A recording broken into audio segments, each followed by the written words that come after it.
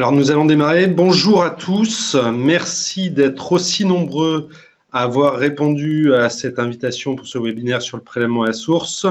Pierre-Emmanuel Sassonia et moi-même Alexis de Rosière, nous sommes vos interlocuteurs en matière d'épargne retraite pour RS. Vous êtes aujourd'hui actuellement plus de 800 à être connectés pour suivre ce webinaire. Pour être honnête, on a un petit peu l'impression d'une redite, puisque l'année dernière, à la même époque, nous étions déjà là sur ce même sujet. Et pourtant, tout a changé. En juin de l'année passée, la décision a été prise par le gouvernement de reporter d'1 an la mise en application du dispositif. Mais surtout, en décembre, une série d'amendements a été votée qui viennent complexifier la donne. Alors, vous avez été nombreux à nous interroger dès le tout début du mois de janvier sur notre lecture des dispositifs mis en place. Nous avons voulu prendre le temps de la réflexion pour vous apporter vraiment une approche globale. Alors, nous allons passer en mode présentation. Je coupe la caméra. Alors, nous allons d'abord vous présenter le dispositif technique de transition vers le prélèvement à la source, ses enjeux en matière d'épargne retraite et toutes les mesures anti-optimisation qui ont été imaginées par le gouvernement. Et à partir de là, nous allons construire ensemble des stratégies, que ce soit sur le PERP ou sur le Madelin, des stratégies très concrètes pour créer de la valeur dans cet environnement complexe et peu favorable. Alors plaçons-nous au 1er janvier 2019, date de la mise en application du prélèvement à la source. Au 1er janvier 2019, je touche un salaire ou une retraite de 5 000 € net. Ce salaire ou cette retraite va être amputé d'un prélèvement réalisé directement par mon employeur ou ma caisse de retraite. Pour ça, mon employeur ou ma caisse de retraite va se baser sur un taux communiqué par l'administration fiscale, taux qui sera représentatif de ma situation fiscale de 2017. En 2017, j'ai déclaré 50 000 € de revenus et je devais payer, au titre de 2017, un impôt de 7 850 €. Ce qui équivaut à un taux moyen d'imposition de 15,7%. Ce taux sera appliqué à partir de janvier sur ma rémunération nette. Mon employeur va donc prélever 15,7% fois 5 000 €, c'est-à-dire 785 €. Je vais donc toucher un salaire ou une retraite nette de 4 215 €.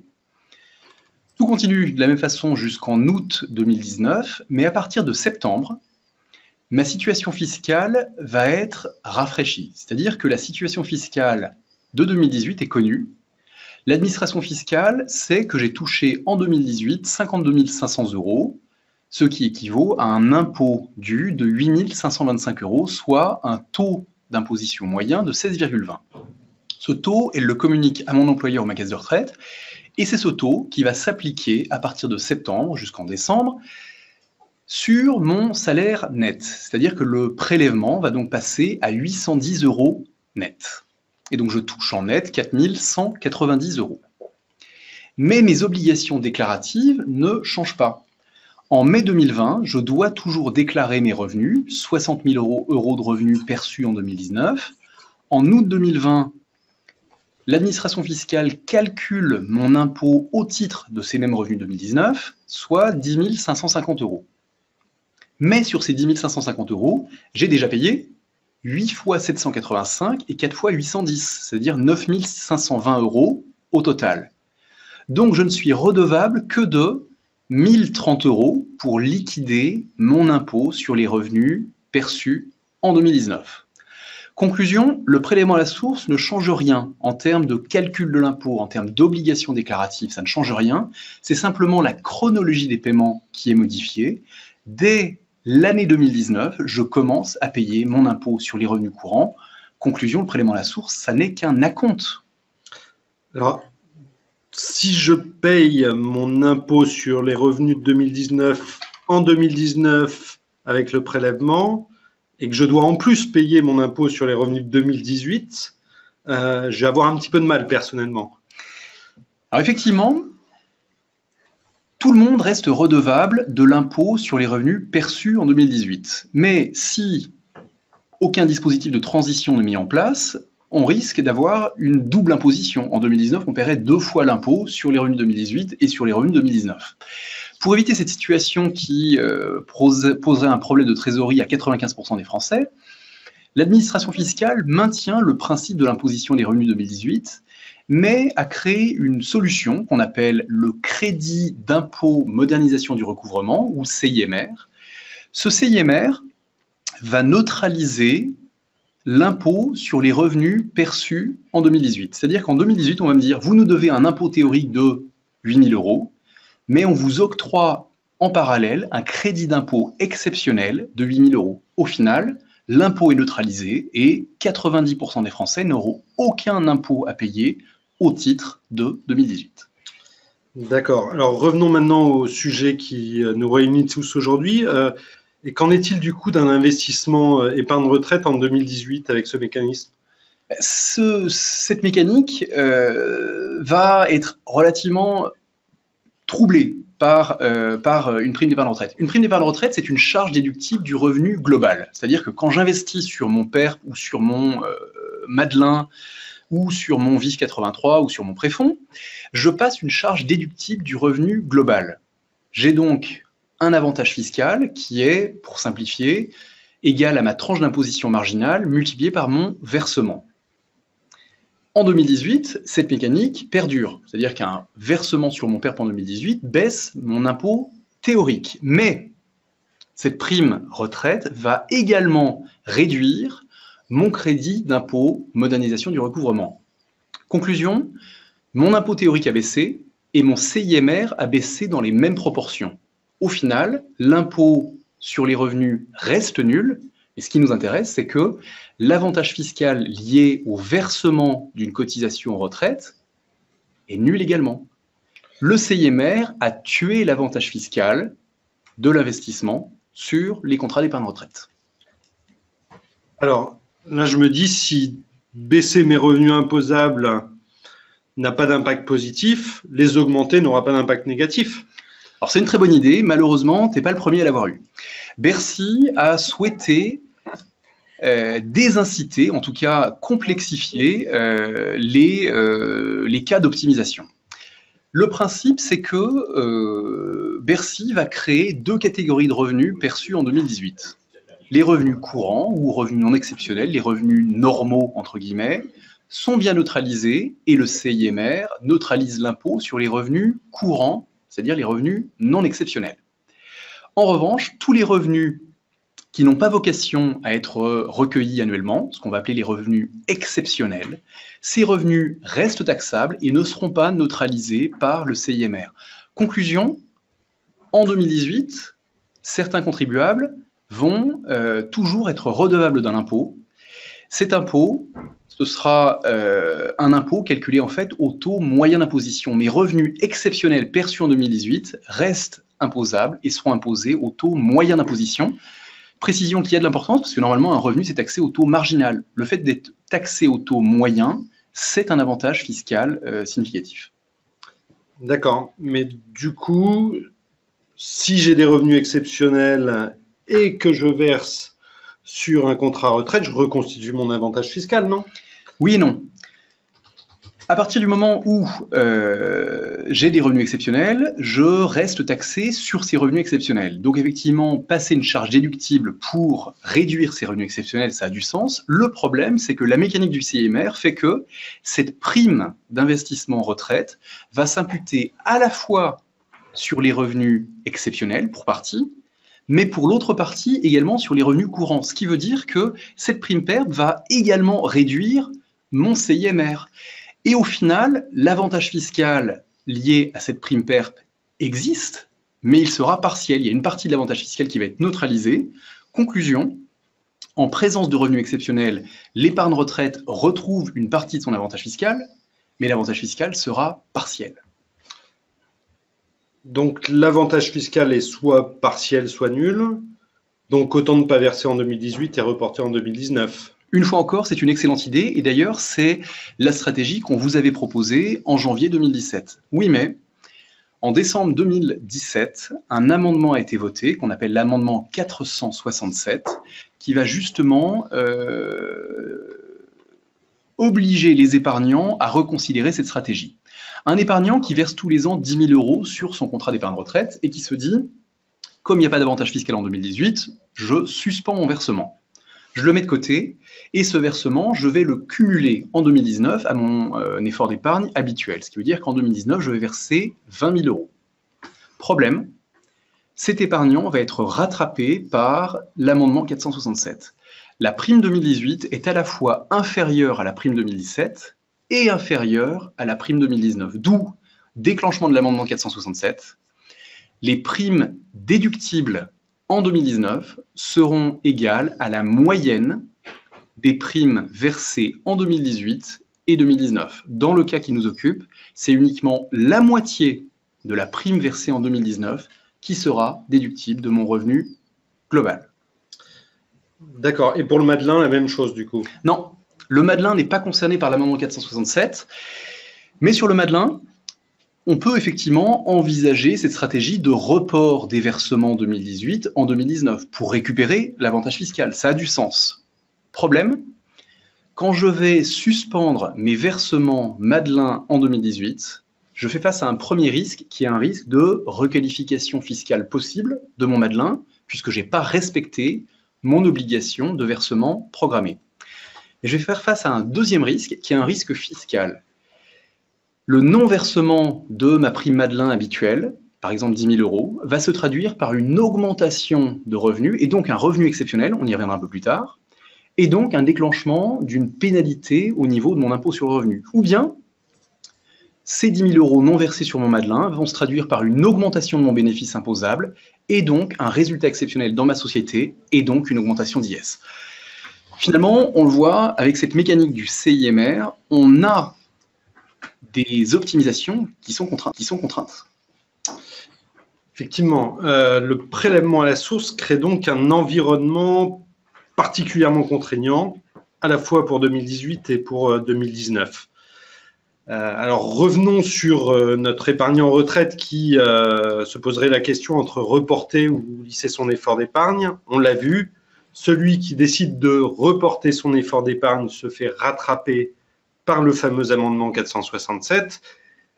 Quant à celui qui déciderait de maintenir son effort d'épargne, lui, la problématique, c'est que sa prime 2018 serait non déductible. Alors on le voit, dans les deux cas, finalement, le montant déductible en 2019 ne sera que de 10 000 euros pour 20 000 euros d'effort d'épargne. Les 10 000 euros dans le premier cas, c'est 50% des primes 2018-2019. Dans le second cas, c'est uniquement les primes 2019. Donc, 10 000 euros déductibles sur 20 000 euros d'effort d'épargne, c'est une efficacité fiscale réduite de moitié. Donc, on a l'impression à ce stade d'être face à un plafond d'efficacité fiscale. Est-ce que c'est réellement le cas? Alors, revenons d'abord sur des éléments statistiques. 90% des Français n'ont pas de PERP. Ça veut dire quoi? Ça veut dire que leur prime 2017 est nulle. Ça veut dire également que quel que soit le montant qu'ils versent en 2018, ce montant sera supérieur ou égal à la prime 2017 et ainsi l'amendement 467 sera non applicable. Donc, dans la mesure où ma prime 2018 n'est pas fiscalisée, je vais ne rien verser en 2018 et porter tout mon effort d'épargne en 2019. Donc 20 000 euros dans mon exemple intégralement déductible et donc une efficacité fiscale intégralement retrouvée. Donc un épargnant qui aurait envisagé de souscrire un PERP en 2018, on va lui dire d'attendre le 1er janvier 2019.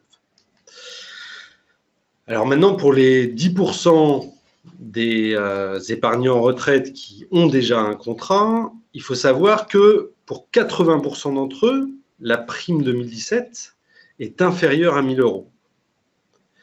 Pour ces épargnants, on va donc avoir une logique de maintien de l'effort d'épargne en 2018. Pourquoi?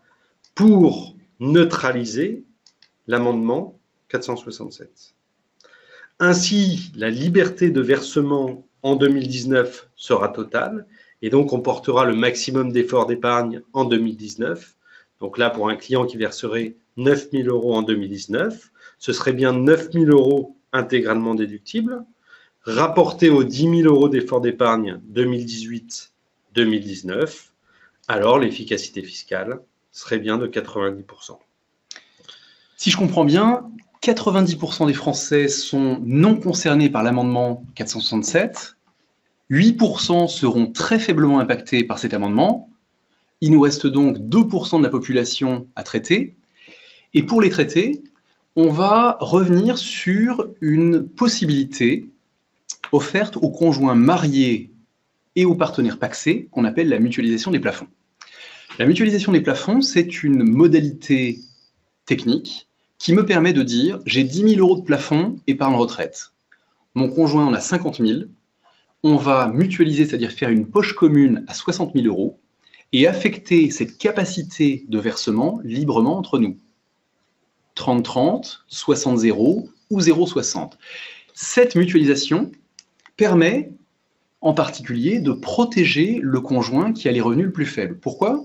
Parce que le conjoint qui a les revenus les plus faibles aura une retraite modeste. En portant l'effort d'épargne sur ce conjoint, on va lui constituer une épargne retraite personnelle en utilisant la capacité retraite du foyer. Deuxième point, le fait de mutualiser au sein du couple, ça permet également de profiter du caractère assurance-vie du contrat retraite. Un contrat de retraite, c'est un contrat d'assurance-vie donc qui comporte une clause bénéficiaire. En souscrivant sur chaque conjoint ou sur chaque partenaire pacsé et en croisant les clauses bénéficiaires, en cas de décès d'un des conjoints, le conjoint survivant touchera la rente du PERP du conjoint décédé et donc l'effort d'épargne n'aura pas été vain.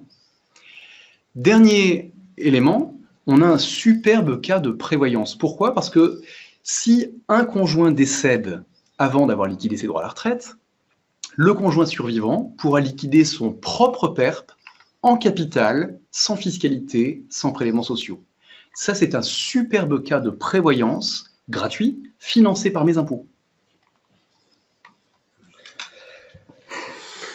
La mutualisation entre conjoints aura également un impact fiscal majeur dans le contexte du prélèvement à la source. Alors, revenons sur notre épargnant classique qui lisserait son effort d'épargne de 10 000 € chaque année.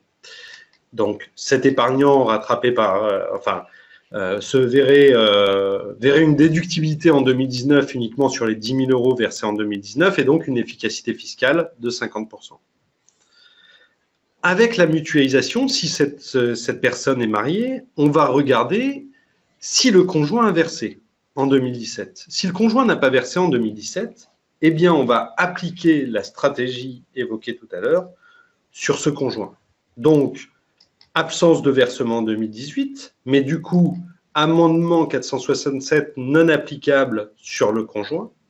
Et ainsi, l'effort d'épargne qu'envisageait le conjoint qui a déjà un contrat sur 2018 et 2019, on va le reporter sur le contrat de son conjoint, retrouvant ainsi une prime de 20 000 € intégralement déductible, et donc, encore une fois, une efficacité fiscale maintenue et protégée. Alors, reste encore quelques rares couples où, finalement, les deux conjoints ont versé. Comment alors calibrer l'effort d'épargne en 2018, finalement, pour optimiser l'efficacité fiscale? Eh bien, c'est simple, on va verser uniquement sur le contrat du conjoint qui a le moins versé en 2017. Donc là, le conjoint 2 qui a versé 1 000 €, eh bien, on va lui maintenir une prime de 1 000 € pour sortir de l'amendement 467. Et l'effort d'épargne 2018 et 2019 envisagé précédemment, on va le porter uniquement sur ce contrat. Ainsi, 21 000 € seront bien déductibles en 2019. Donc les 21 000 euros, hein, c'est les 1 000 euros du deuxième conjoint et les 10 000 euros du premier conjoint sur 2018 et 2019. 21 000 euros rapportés aux 22 000 euros d'effort d'épargne 2018-2019. On voit qu'on retrouve à nouveau une efficacité fiscale très proche de 100%. En conclusion, finalement, peu de gens vont être contraints par la mise en place du prélèvement à la source. Pour 90% des Français, la question ne se pose pas, on attend le 1er janvier 2019. Pour les 10% restants, 80% d'entre eux ont versé peu, donc on maintient l'effort d'épargne pour ne pas être contraint finalement par l'amendement 467. Et pour les personnes restantes, on essaye d'utiliser à plein la mutualisation entre conjoints pour optimiser l'efficacité fiscale des versements. Ce sera donc vraiment la personnalisation et le conseil qui feront toute la différence sur ces années de versement et ces 2 années de transition. Pour les TNS, le cas est un tout petit peu différent. Il va falloir qu'on revienne sur la mécanique du prélèvement à la source. Revenons sur la base du prélèvement à la source pour les TNS. Un TNS qui perçoit tous les ans 100 000 euros de revenus et qui voudrait profiter de l'année 2018 blanche et pour se verser par exemple un revenu de 150 000 euros, ce TNS serait rattrapé par la qualification de revenu exceptionnel. Tous les revenus excédentaires par rapport aux plus élevés des 3 derniers revenus seront qualifiés de revenus exceptionnels. Un TNS qui touche tous les ans 100 000 euros et qui brutalement touche 150 000 en 2018, l'administration fiscale considérera qu'il a touché 50 000 euros de revenus exceptionnels qui seront donc taxés, on le rappelle, au taux moyen d'imposition. En application, on se rend donc compte qu'un TNS qui serait tenté de suspendre ses versements Madelin. Habituellement, il touche 100 000 euros de revenus annuels et il verse 10 000 euros sur son contrat Madelin. Si en 2018, il décide de ne pas verser sur son Madelin, il va toucher un revenu supplémentaire de 10 000 euros qui sera qualifié de revenu exceptionnel et donc qui sera soumis à impôt sur le revenu, ou bien les 10 000 euros qu'il n'a pas versés sur son Madelin, il va les laisser dans sa société et donc dégager un bénéfice supplémentaire équivalent à 10 000 euros plus les charges sociales afférentes, un bénéfice supplémentaire qui va déclencher un IS excédentaire. On a l'impression que ce TNS est complètement contraint et qu'au final, il n'a pas d'autre choix que de maintenir la continuité de ses versements et donc de maintenir un revenu à 100 000 euros en 2018 et un versement Madelin de 10 000 euros, ce qui fera également en 2019. Problème, cette stratégie conduit à verser 10 000 euros sur un Madelin en 2018 sans avantage fiscal. Certes, les 10 000 euros de versement en 2019 sont déductibles, mais au final, on se rend compte que sur 20 000 euros versés en 2018 plus 2019, seuls 10 000 euros seront effectivement déductibles en 2019. On retrouve en fait le cas du salarié avec l'amendement 467. Mais une fois encore, ces 50% d'efficacité fiscale, ce sera non pas un plafond, mais un plancher. Première stratégie alternative, on va réduire le Madelin au minimum. Donc, dans mon contrat Madelin, j'ai une clause qui me dit que la prime minimale annuelle doit être de 1 000 euros. Je me cale sur ce montant minimum. Les 9 000 euros que je n'ai pas versés, je vais me les verser sous forme de rémunération complémentaire. Donc, ma rémunération passe de 100 000 à 109 000. Ça veut dire que je suis tout de suite qualifié en revenu exceptionnel. Je vais toucher 9 000 euros de revenus exceptionnels qui seront taxés. En 2019, je décide de reprendre le cours habituel de mon Madelin, donc 10 000 euros, mais aussi de rattraper le Madelin non versé en 2018. C'est-à-dire que je vais verser 19 000 euros sur mon Madelin. Conclusion, ces 19 000 euros sont bien déductibles de ma base imposable. J'ai bien une efficacité fiscale sur 19 000 euros. En revanche, je vais être pénalisé sur 9 000 euros. Ces 9 000 euros de revenus exceptionnels vont me générer un impôt sur les revenus exceptionnels au taux moyen d'imposition. Mais là, il faut se pencher un peu sur la question. Je récupère une efficacité fiscale marginale, donc dans notre exemple à 41%, et ma pénalité fiscale se fait au taux moyen d'imposition. Vous le voyez, un simple report de l'effort d'épargne Madelin de 2018 vers 2019 crée de l'efficacité du fait de l'incomplétude, j'ai envie de dire, du dispositif du CIMR. Le fait que les revenus exceptionnels soient taxés au taux moyen d'imposition permet de créer très facilement une efficacité fiscale supplémentaire. Dans notre exemple, on est à 65%. Si on veut aller plus loin, il faudra utiliser un peu plus d'ingénierie patrimoniale. Reprenons notre exemple. En 2018, je décide de réduire mon Madelin au minimum, c'est-à-dire 1 000 euros. Les 9 000 euros non versés, je me les verse sous forme de rémunération, donc déclenchement du revenu exceptionnel. Mais je vais être un peu plus malin que ça. C'est-à-dire que cette stratégie, je vais la décliner, la dupliquer également sur 2019. En 2019, je maintiens également un Madelin à 1 000 euros et une rémunération à 109 000. Et là, j'ai un impact très positif. Puisque mon revenu 2019 est supérieur ou égal au revenu de 2018, l'administration fiscale va considérer que je n'ai pas piloté mon revenu en 2018. En fait, ce n'était qu'une augmentation naturelle de mon revenu, et elle va donc en 2019 déqualifier ce revenu exceptionnel et le requalifier, entre guillemets, en revenu normal. Ce qui veut dire que ma pénalité fiscale sera annulée. J'ai touché 109 000 euros en 2018 et 109 000 euros en 2019. Je n'ai versé en tout que 2 000 euros sur mon Madelin, donc il me reste 18 000 euros d'opportunité de verser pour ma retraite que j'ai perdu. Et bien ces 18 000 euros, je vais les rattraper via un versement PERP en 2019. Pourquoi? Parce que le versement PERP est déductible, non pas du revenu catégoriel, mais du revenu global.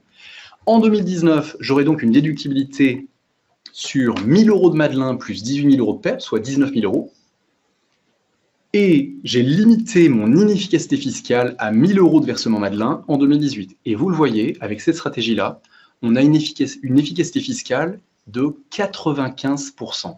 C'est donc bien l'articulation entre Madelin et PERP qui crée de la valeur en 2018 et 2019.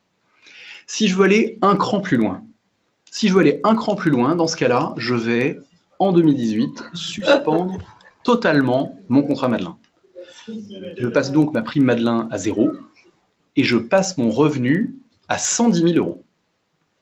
Donc revenu exceptionnel, mais cette stratégie, une fois encore, je la duplique, je la décline également en 2019. Madelin à 0 et revenu 2019 à 110 000. Donc les revenus exceptionnels sont neutralisés.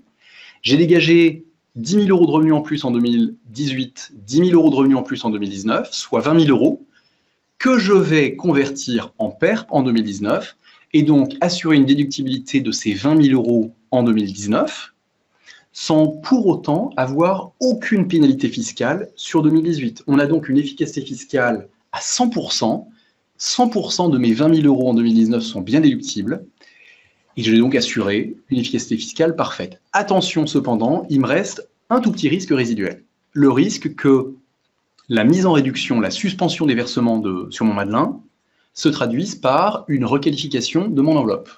Ce risque-là, je vais pouvoir le supprimer via un transfert sur le PERP. Le transfert de Madelin vers PERP est autorisé par l'article D132-10 du Code des assurances, et le fait de transformer un Madelin en PERP fait sauter mon obligation de versement programmé. Conclusion, comme pour le PERP, finalement, c'est via le conseil qu'on va recréer de la valeur sur l'investissement retraite des travailleurs non salariés. Une simple stratégie de report des versements, donc une stratégie toute bête, j'ai envie de dire, permet de recréer de l'efficacité fiscale. Si on va aller plus loin, on va passer par une articulation entre PERP et Madelin pour que la souplesse du PERP permette finalement de récupérer l'avantage fiscal que ne permet pas la rigidité du Madelin. Et si on veut aller au bout de la logique, on va mettre en réduction le Madelin, utiliser à plein le PERP en 2019 et envisager un transfert du Madelin vers le PERP. Attention cependant, Dans notre analyse, on est uniquement sur une analyse fiscale. Le transfert de Madelin, ça va également avoir des impacts patrimoniaux et actuariels. En particulier, quand je transfère un Madelin vers le PERP, je renonce à une garantie de table de mortalité pour aller sur un contrat sans garantie de table. Et donc, de notre point de vue, il sera très important de proposer également une étude d'impact pour vérifier que l'abandon de table de mortalité est bien compensé par les modalités de sortie plus favorables sur le PERP, que sont les 20% capital et les annuités garanties.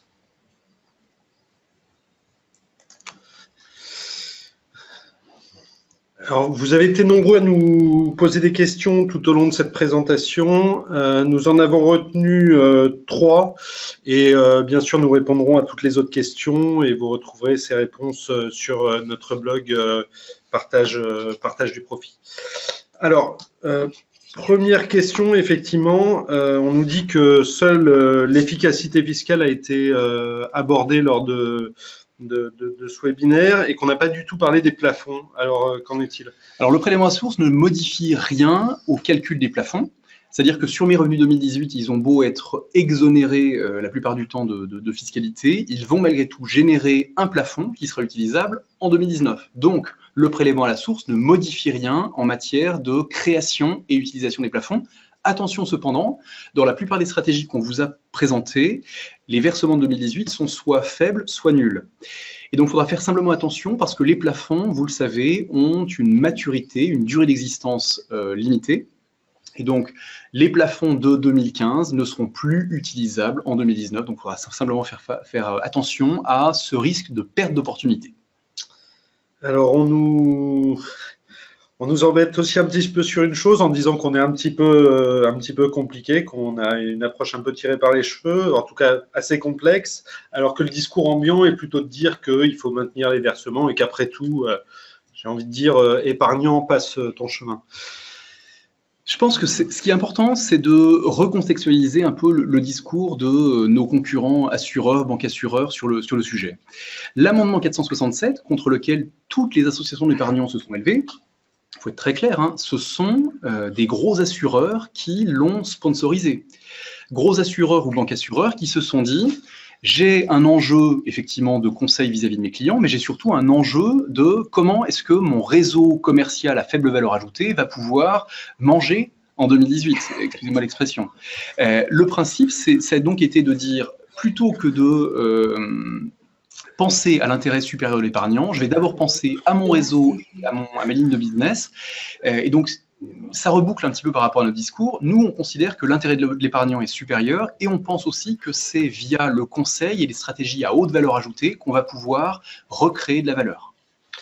Alors justement, à propos de conseil, une personne nous interroge sur comment on analyse finalement et comment on fait pour analyser un transfert, parce qu'effectivement, là, on parle du prélèvement à la source, mais globalement, les transferts sont un sujet majeur. Alors, comment faire? C'est très simple. contact@163x.fr. Vous nous envoyez le dernier relevé de situation du contrat, donc par exemple celui à fin 2016, la date de naissance de l'épargnant et une estimation de sa tranche d'imposition en phase de retraite, par exemple 30%, et on rédige l'étude pour vous.